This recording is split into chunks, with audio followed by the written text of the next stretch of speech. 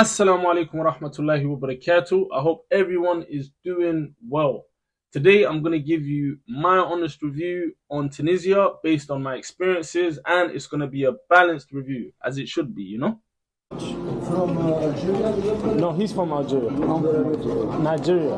Nigeria? Yeah. كفتاجي for the three of us كيفاش في السنة التونسية فيه أمك حورية، تعرف أمك حورية؟ لا. أنت تشوفها في الصحن. Broski, talk to me. Is this the first Colosseum you've been to? No, Yeah. definitely not, man. Where's the first Colosseum you went to? Jamila. Jamila. In the east. Broski, I'm going to have to do some research. I don't trust you, man. Anything to do with Algeria, you this. always big it up. The good, the bad, the ugly. The good is definitely the kufteji. Now I'm playing. There's a lot of good. There's a lot of good, alhamdulillah. So let's get straight to it. In terms of positives, number one is definitely the food. Tunisia for me is top of the rankings when it comes to North African cuisine. Kufteji and adja are just my favorite. But you should ask Ramzi, he knows better. Okay, Randy, tell us man. what's going on here. This is adja, so basically it's an omelette, tomato sauce, a lot of spices, man, a lot of vegetables, and merguez. You know merguez, you know. It looks sausage. oily. What's merguez? Merguez is basically Algerian, not Algerian, but it's hot dog. It's hot dog. Yes.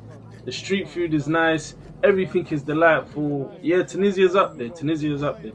I've been to Egypt. I've been to Algeria. I've been to Morocco. I haven't been to Libya, unfortunately. I would love to go. And I have to say, Tunisia is number one. You see, I thought Morocco was number one, but nah. It's Tunisia. Especially with that harissa they put in everything. That just, it takes it up a level, Number two is friendly and educated. He represent Algeria, we represent Tunisia. Tunisia versus Algeria. دير يدك هكا سيب واحد جوج La résidence la Pala de Catel. Pala de Catel. معك ممكن بارتاج انترنت. الانترنت. بارك الله فيك. How much is this? Welcome, my friend. Thank you very much. How much is this? This is 500. Okay. 500. Yeah. This is not 5000. Yeah, it's 5 Okay, this is 5. تما الروسية هي الكسكسي. روس ما كان غير كفتاجي وجات كفتاجي وجات فما دجاج فما كسكسي بالحوت فما حوت مشوي وراه. You see, the locals generally are well educated and welcoming, making the interactions pleasant and informative. Hospitality is a noble trait. Yep, Tunisians are definitely hospitable, with people going out their way to assist tourists. Number three, good weather. Tunisia has good weather, particularly appealing for those seeking sun and warmth. The Mediterranean climate ensures pleasant conditions for sightseeing and beach activities. I think it rained once when we were there. Only once it was a bit chilly. I think that was when we went to Monastir. But all in all, it's lovely. Lovely place, mate. Number four, affordability. For travelers from Western countries, if you have euros, dollars, pounds. All the rooms. I paid £35 per day, which is like 40 euros per day, I guess.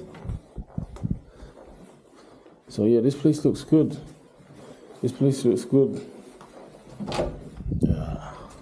Yeah, I think I'll take this room. Tunisia is quite affordable. The cost of food, accommodation, and activities are low compared to many Western destinations. That's 100%. So, unfortunately, I have to go into the negatives. This is not to bash Tunisia.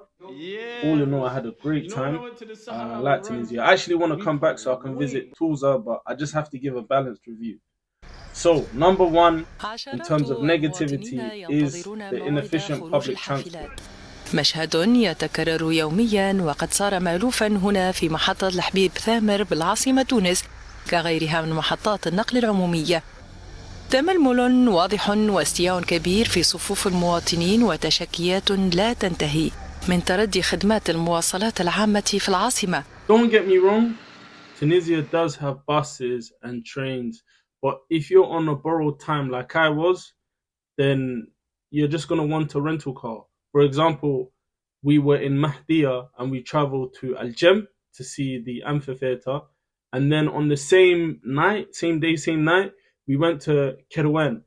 This wouldn't have been possible if I didn't have a rental car. It's not a journey that you can make on the same day if you're taking buses and trains. At least not at the times that we were traveling. So essentially, if you're going to be traveling around Tunisia and you're on a borrowed time, you want to get a rental car.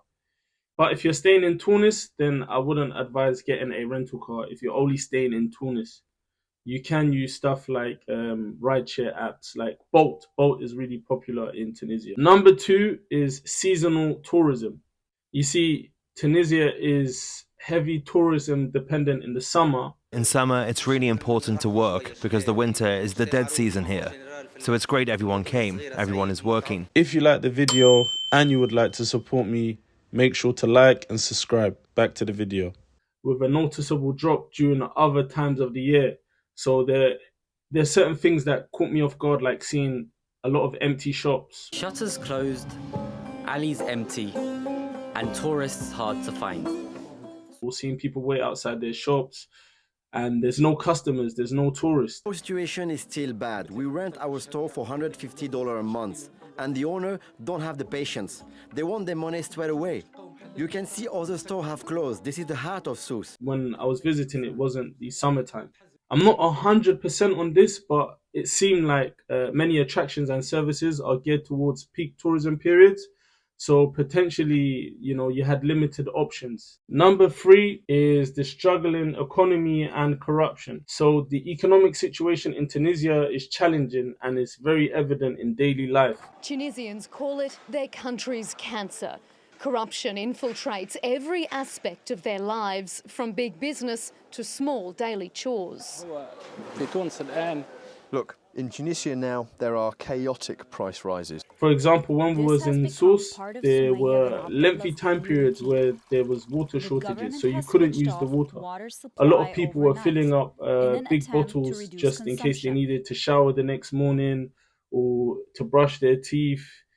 And this was like in a significant part of Sousse. We also went out and went to restaurants and they were going through the same thing, which really caught me off guard. In terms of corruption, yeah, Tunisia is definitely up there. Like it was strange because I had 2 occasions where police officers tried to get money from me. The first was when I was giving back the rental car. I went through airport security and the guy, called me to the side. I didn't realize he was a police officer at first. He asked me what was in my bag. I told him what was in my bag. It was just like a pouch. And, he told me to empty it. He saw a lot of money in there and was like, he was just gesturing towards me saying, me and you are friends. You should just break me off a bit. I was like, yeah, that's definitely not going to happen. But I always make sure when I'm in situations like this to speak English. I know you think, oh, yeah, if you speak Arabic, you might as well speak to them in Arabic. I'm telling you, it makes things worse. And I'll go into that later in the video. The second time, again, was at the airport when I was leaving, actually. And, they asked me what I have on me and whatnot. Just before I got to, I think, customs. At Diwan, they call it. And immigration. And, the guy was like, oh, you've got some Tunisian currency on you. I'm not sure if it's dirham or dinar. I always get confused with these two. But he essentially said, I'm not allowed to take the money out of the country, so I should leave what I have with them. And I told him, yeah, that's never going to happen. If I have to go outside and give it to someone else, I'll rather do that, but I'm not going to give it to you. And he was like, oh, don't miss your flight. And I was explaining to him, yeah, look, let me just go through, and if they send me back, they send me back. But one thing for sure, 2 things for certain, I'm not going to give you the money. You're not going to get my money. And yeah, they let me go, and no one actually asked me or said, oh, you can't take the money out of the country or whatever. I actually have the money with me now. Number 4 is the internet and utilities. The internet connectivity is incredibly slow and unreliable. When I first arrived in the country and I was in Tunis, the guy had like rechargeable internet. So I had to make a complaint through Airbnb. Then when I was in Mahdia, it was a similar situation, but this internet was even worse because you couldn't even We couldn't make WhatsApp calls. We couldn't send files. I couldn't upload files. It was incredibly slow. And this was the theme throughout Tunisia. Most of the places I went to, the internet was just bad. Number 5, this is more personal. So it may not apply to you. You know, I'm originally from Nigeria. I'm sub-Saharan. In Tunisia, they have a lot of sub-Saharan refugees. The building isn't complete, but Sudanese refugees have found temporary shelter here. The conditions are harsh and they lack the very basics to survive. Now they also live in fear, since President Kais Saied's February statement that accused sub-Saharan Africans of taking part in a plot to change Tunisia's demographics. Again, I've traveled all around North Africa with the exception of Libya, and I've never really had this issue. So yeah, just to, you know, have it was kind of weird. Algeria, for example, is a strange country because even though they have a lot of refugees from Niger and Mali, some people don't know the difference between Niger and Nigeria, but they still give you a chance in the sense of, okay, you're from Niger, Nigeria. It doesn't really matter. I'm just gonna deal with you on a personal basis and then base everything off my interaction with you. Was, you know, in what I was going through in Tunisia was more like people kind of had an assumption already. A lot of people kept asking me, "Oh, are you here to work?" And I was like, "No, I'm not here to work. I'm just here for tourism." But yeah, it was crazy, to be honest. But yeah, some people were apprehensive. Maybe they had some bad experiences with refugees from the sub-Sahara. But yeah, that was it. I wouldn't say it's their fault. It's not like they're openly trying to discriminate. It's just they've got their guard up. The middle of the night in the northern suburbs of Sfax. Police keeping local Tunisians separated from migrants. Officers covering the entrance to the house where a group of sub-Saharan Africans are living. Hours before, a Tunisian man was street nearby. 3 suspects arrested, reported to be from Cameroon. Today we are in a really difficult situation.